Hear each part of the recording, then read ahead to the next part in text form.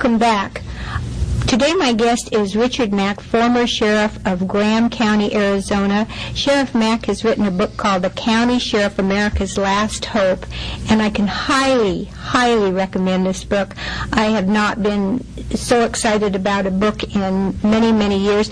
And folks, you can sit down and read it in one sitting. It's 49 pages long, and you won't want to put it down once you open it up. All right, I guess we should tell them where they can get it. Just go to sheriffmack.com. Oh, thank you. Very good.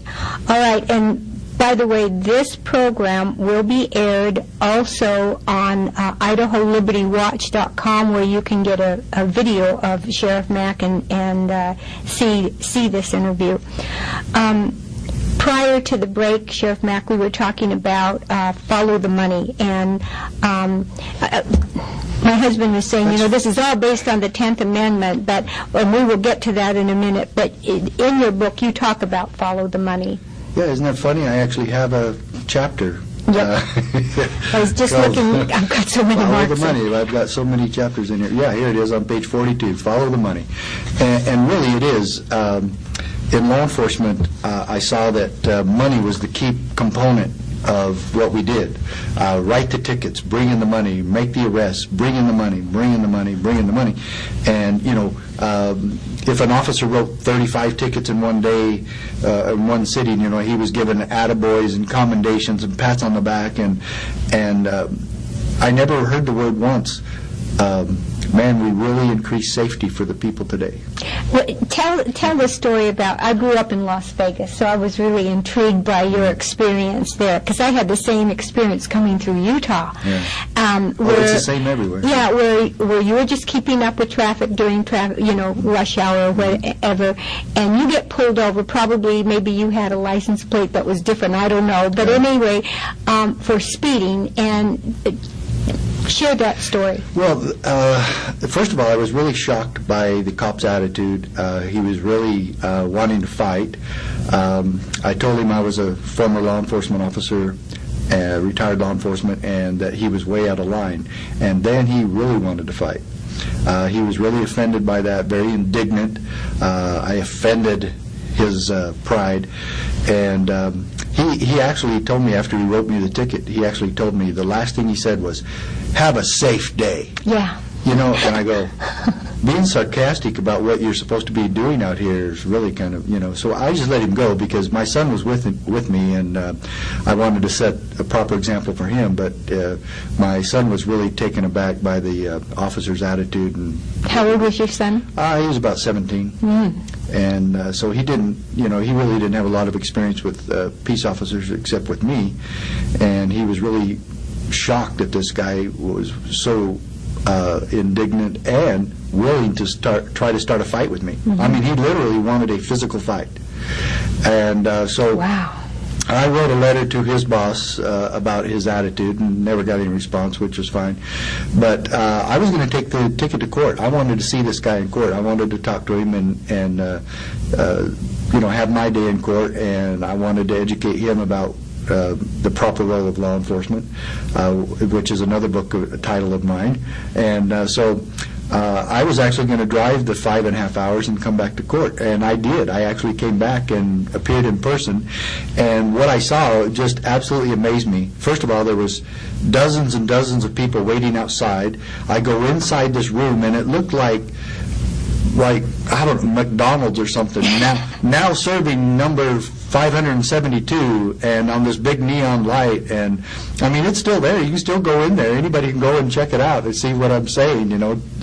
It's right downtown Las Vegas, on the north end of Las Vegas, and you can go in there and see what I'm talking about. And there was lots of tellers everywhere, and you had to go in and take a number, and then wait about an hour or so before you got your number called. So I went outside and I was talking to a few people, and these are all people that were in, I guess, the same boat I was, just waiting to pay their fine or set a court date.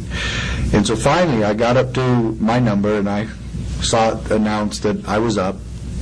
And I went up to the teller, who was absolutely stoic. She was so robotic, it wasn't even funny. She didn't like her job. She didn't act like she liked anybody.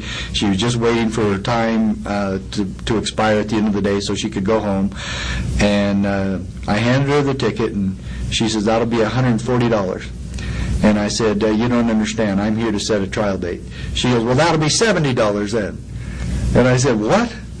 And I said, "So why didn't you tell me that in the mail? You know, I'll say that on the ticket. If you don't go to trial, if you waive your right to go to trial, the ticket is only half that." So they don't tell you that until you show up in court, because they want you just to mail in the entire amount. And you drove from Arizona to Nevada Actually, to find from Provo, Utah at the time. Utah. I lived in Utah at the time. And so yeah, 5.5 hour drive. And so I said, "Why didn't you tell me that?" She didn't answer. She didn't care. And I said, "Why didn't the county attorney tell me that? Why didn't the cop tell me that?" You know.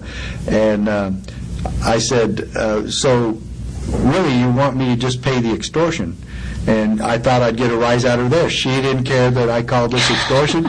She just wanted it over with. She just wanted my money. Next. Okay, yeah, next. Yeah.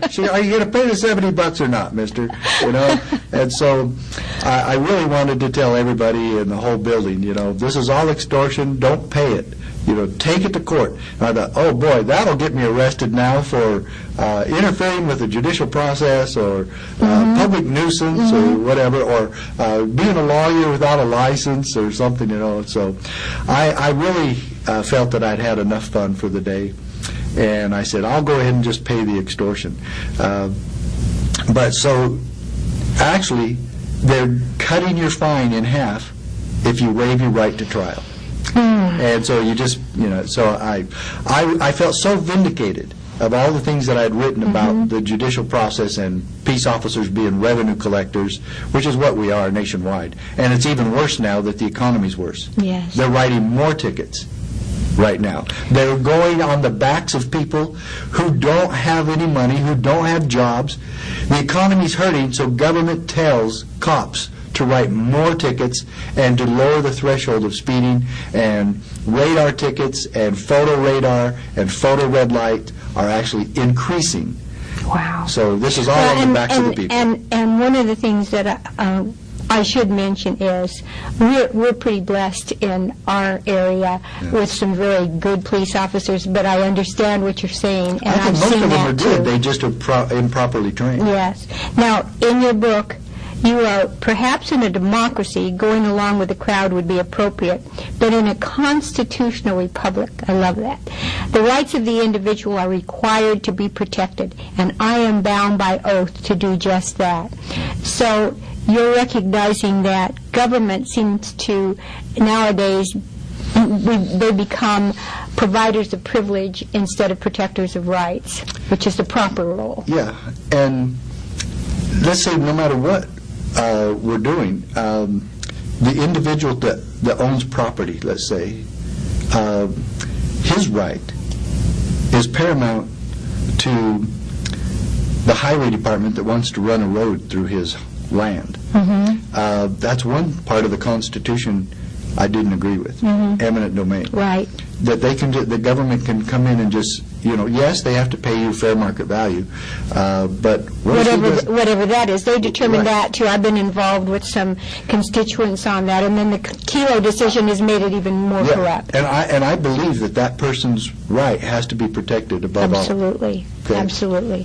Even if it's just for one individual, I'm sorry. No, that's absolutely, I'm with you all the way here. And you talk also about the fact that innocent people, innocent Americans have been sent to prison, some on death row and sentenced for life, and nothing happens to the officials who commit these crimes. And you mentioned this because DNA evidence that's been more recent has proven some of these people innocent, and they get out of jail, but that's it. You know, I mean, they don't get their lives back, that, you know, the time that they lost. But the people that put them there, is there anything happening to them? That's my question. Good point. We'll be furthering our discussion on the County Sheriff America's Last Hope with Sheriff Richard Mack after the break. I'm Elizabeth Allan Hodge. The program is FYIdaho.